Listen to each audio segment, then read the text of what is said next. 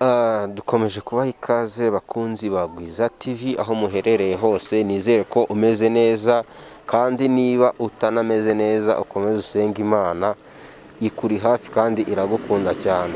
Rero uyu munsi murabona duhagaze imbere y'uruhande rw'ibitaro bya Kibogora, ni mu kagari ka Kibogora nk'ibisanzwe, murenge n'uwa Kanjongo. Hari uburyo rero tugiye kugaragarizwamo cyangwa se impamvu imwe nyamukuru itumye tuhahagaze, ariyo tugiye kuza kubwirwa n'uwo mugiye kuza kubona mu kanya gato cyane kihuse kuri kamera. Hari byinshi agiye kutubwira, kurikirana ntukureho amaso. Uratangira wibwira abantu uriwe, aho uturuka, n'icyo ukora, mbega nurangiza usobanurira abakunzi bacu badukurikirana umunsi ku wundi mu by'ukuri ese ni ikihe gikorwa kitumye duhagaze aha ngaha iruhande rw'ibitaro bya Kibogora. Murakoze cyane. Amazina nitwa Ntakirutimana Andre, ndi umugabo, ndubatse, mfite umudamu n'abana 3. Kuri uyu munsi duhagaze hano i Kibogora kubwo igikorwa kiza cy'urukundo. Tumaze igihe kirekire dufite inshuti n'abavandimwe bari mu mirenge, mu turere dutandukanye, ariko nabo bakunda kugira ishyaka ryo gukorera Imana kandi mu buryo bakoreshamo n'ubutunzi bwabo. Bamwe bakigomwa amafaranga yabo, abandi bakigomwa ibyo kurya, bigahurizwa kugira ngo bikore umurimo w'Imana. Ni muri urwo rwego kubwo umugambi mwiza dufite, twafashe igitekerezo tugihuraho turi itsinda rigari, turavuga ati reka tuzafate ibiribwa bitandukanye tugende tujye Kibogora ku bitaro byaho dusure abarwayi badakunda kubona ibyo kurya umunsi ku munsi. Mu by'ukuri ngira ngo nk'uko turi no gushimira Imana ko twemere twadukitse aha hantu, twabashije gukusanya inkunga y'amafaranga.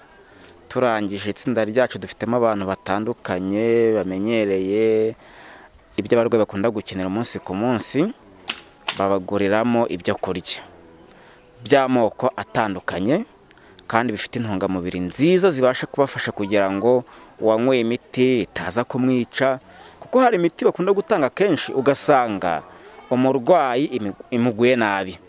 Niyo mpamvu twaje tugira ngo tuzane iyo nyunganizi mu rwego rw'ibiribwa. Tuje hano i Kibogora tuzanye ibiribwa ariko bidatetse, kuko twifuje ko buri murwaza wese arajya ahabwa ibiribwa bidatetse, wagahindukira akajya kubitekera uwarwaje. Nicyo kituzanye, nicyo kitugenza. ngira ngo abakunzi bacu bose nk'uko mudukurikiye murabona hano i Kibogora twahageze, aha niho turi kandi mu kanya gato cyane, kuko tumaze kuvugana n'inzego z'ibitaro n'abishinzwe, harimo abapasiteri, omoniye batandukanye. Twamaze kuvugana gahunda n'uko biragenda byose, ubu mu kanya gatoya turaba twinjiye muri icyo gikorwa. Murakoze cyane. Murakoze nawe.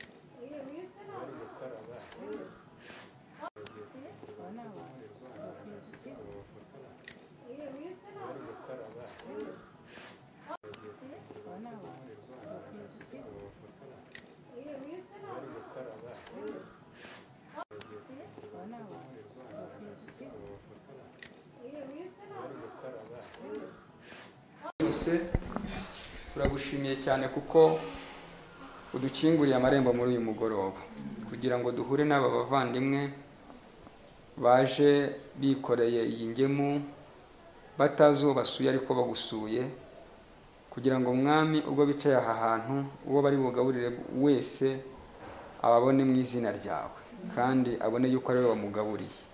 Turasengera abarwayi n'abarwaza kugira ngo iyi ngemu nibaza kuyakira bayifungura ye kuba ari ibiryo gusa, ahubwo ihinduke n'umuti ukwiye kubakiza.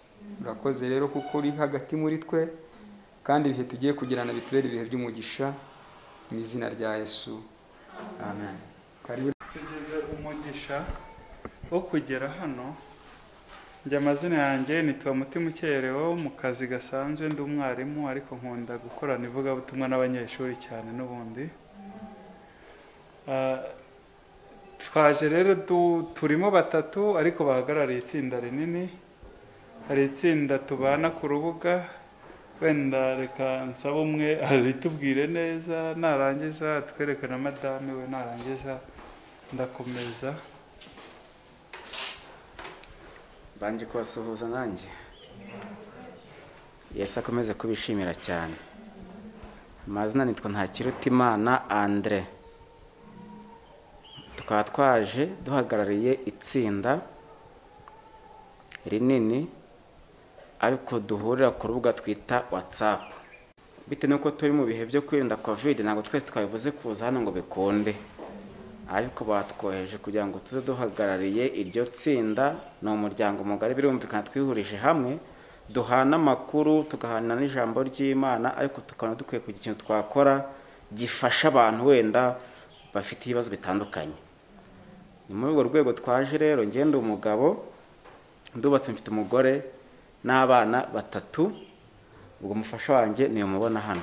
Abenshi banamukunda ku ndirimbo yaririmbye ngo have satani widutera ubwoba, umwami wacu ntagipfa. Amen. Bivuze ngo uyu munsi hano twaje muri iyo mvugo tuvuga ngo namwe umwami wacu ntakigize gute. Haleluya. Amen. Mwumva ni ibintu byiza byo kwishimira. Ubwo rero kuko ari umuririmbyi birumvikana n'umuryango ukunda Imana, hari abandi b'inshuti zacu twakoze urubuga twadusuhuzanya, bati ntabwo bihagije, reka tujye dusura abarwayi ku bitaro bitandukanye, kibogora n'ahandi hagiye hatandukanye.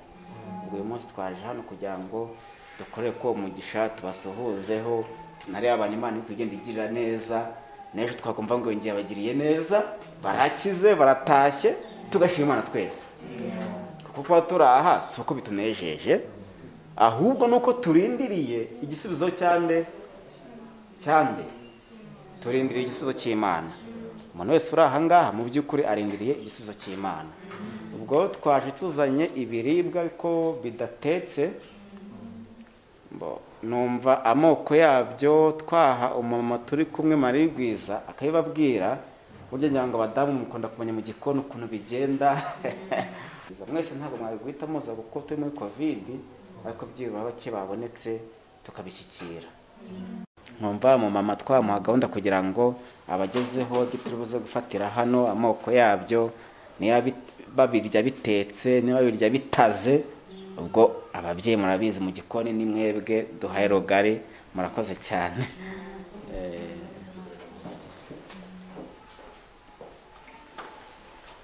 Mwongeye kwirirwa. Murakoze cyane. Amazina yanjye nitwa Mukasine Marie nkuko babibabwiye. Iki gikorwa rero tugitekereza hamwe na groupe nini cyane. Twatekereje yuko tuzagera ku bantu cyane cyane batuye kure, bashaka no kuba badatuye kure ariko bakaba babaho mu buzima bwo kwitekera hano. Cyane ko no kwitekera birashoboka kubera ko muri ibi bihe bya COVID ntabwo abantu babashaka kubageraho nkuko bikwiriye kubera ibibazo by'ingendo, umuhanda, kandi turi mu bihe bya COVID mu rwego rwo kubahiriza amabwiriza ya COVID-19. Nuko rero twateguye ibiribwa bibisi. Ibyo biribwa ni ibiribwa birimo ibirayi, birimo karoti, birimo n'ifu y'akanyobwa.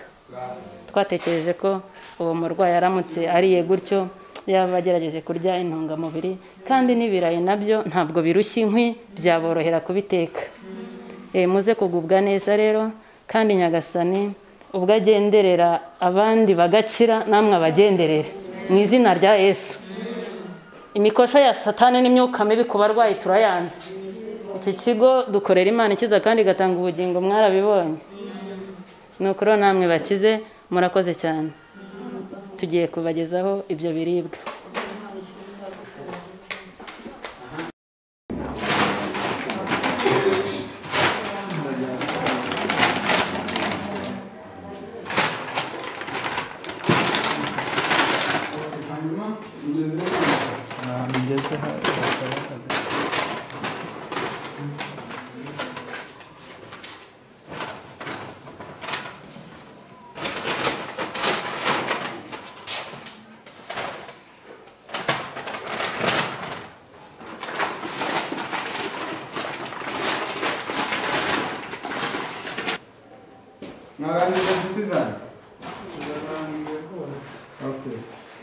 ndifuza ko turaduhamagara umuntu akaza, iri tsinda riba ryamaze guhagarara riri tayari, uwo duhamagaye umwe aterure amuhereze ahita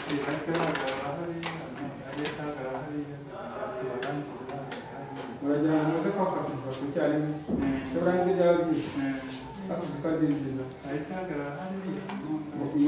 tubikore vuba vuba hanyuma ntakirisi imana yiruka ntakirisi imana yiruka ariko muze mushyiramo intera ye sibyo mwubahiriza amabwiriza y'abaturanyi mwaka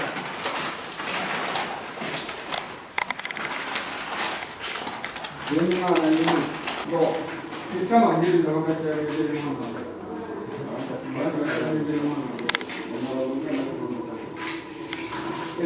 tubahaye ikaze bakunzi ba Gwiza TV, muhora mutwereka ko turi kumwe umunsi ku wundi. Uyu ni wa munsi nkomeje nkubwira yuko ibiganiro byacu byerekeye kuyobokamana ndetse n'ibikorwa by'ubugizi bw'ineza cyangwa se n'ibikorwa bigomeza bigaragaza ubutabazi hirya no hino duhora dukora. Uyu ni wa munsi rero twagiye turi ikibogora mu kagari ka Kibogora, umurenge n'uwa Kanjongo nk'uko muri kubibona, mwagiye mubibona kuri video. Twaje mu gikorwa kitoroshye, ni igikorwa mu by'ukuri ntabwo ari buri muntu wese wagikora, ariko video mwagiye mubona ibibagaragariza ibintu bitandukanye turimo turakora, ari nayo mpamvu tugiye kuganira n'umwe muri bo twaje gufasha cyangwa se gusura, bafite uburwayi bukomeye cyane. Tugiye kumubaza ese bimeze bite, yabyakiriye gute. Uratangira wibwira abantu badukurikiranye kuri Gwiza TV, nurangiza utubwire se ibi bintu ubonye imbere yawe, amarangamutima yawe ameze ate, wabyakiriye gute? Murakoze, nitwa Nikuze Roza, nkaba ndwaje muri ibi bitaro bya Kibogora. Ndwaje umubyeyi wabyaye umwana udakuze, avukiye amezi 7, aba mu mashini. Twabashimiye cyane kubwo igikorwa twabonye mwadukoreye, ni ukuri mu by'ukuri n'ibisanzwe, twishimye cyane kandi turabashimira n'Imana ibaha umugisha. Ubusanzwe nyine twari tubona batugemurira ingemu zitetse, rimwe na rimwe bakaduha n'ibibisi, ariko noneho byabaye akarusho kuko mwaduhaye byinshi kandi nyine by'intungamubiri. Mwakoze, turabashimiye. Hanyuma se ibi uravuze ngo babahaga ibibisi, mwabaga mwagize ikihe kibazo? Ni ikibazo cy'inkwi, ni ikibazo cy'iki? Nyine baduhaga ibyo duteka, bitewe n'uko nyine babaga tutabashije kubona ingemu, bakaza kutureba nyine bakaduha n'ubundi ibyo guteka. Hari n'igihe baduhaga n'ibitetse. Hanyuma uwo mubyeyi wabyaye uwo mwana ku mezi 7, mwari mumaze igihe kingana iki mu bitaro? Tumazemo ukwezi n'ibyumweru 2. Hanyuma se wasurwaga se cyangwa mwari mubayeho gutyo mubona haje ubutabazi buturutse ku ruhande? Badusuraga rimwe na rimwe, ariko akenshi ni nka rimwe mu cyumweru cyangwa 2, tukabona ubutabazi nyine nk'ubu ngubu nyine, ubundi tukabona ingemu n'ibyo turya. Hanyuma twagiye tubona abantu hano batandukanye, ese bose wabonye ubazi cyangwa harimo n'abo utazi, dore ko ibitaro aba ari binini? Harimo nk'abo nazi. Ngaho tugana ku musozo, ni nk'iriya jambo rero wabwira Gwiza TV yagize iki gikorwa cy'urukundo, ikavuga ati nyamara mwabira bitaro harimo abantu bababaye? Nyine ijambo navuga nuko nabashimira cyane, mwakoze, Imana ibaha umugisha, Imana ibagurire, ni ukuri bazamure mu ntera naho mwakuye, ibongerere kandi bakomezemo umutima w'urukundo, mujye mugera n'ahandi hatari aha naho mubasure, Imana ibagirire neza. Murakoze cyane. Hanyuma nawe uratangira wibwira abakunzi bahora badukurikirana umunsi ku munsi kuri Gwiza TV, ese iki gikorwa cyabereye hano mu bitaro bya Kibogora wowe wacyakiriye gute? Murakoze, nitwa Kayiranga Antoine, nkaba naraturutse Rusizi. Mu by'ukuri igikorwa cyabereye hano nacyakiriye neza, nishimye cyane kuko mu buzima busanzwe turiho nteka. Ubwo rero nishimye kuba mwadutekerejeho mukatwoherereza, mukatuzanira ibyo guteka, ndabona mwatuzaniye ibirayi, mwatuzaniye karoti, mwatuzaniye ubunyobwa. Ibyo byose ni ibitunga umubiri kugira ngo n'indwara abarwayi barwaye irusheho gukira.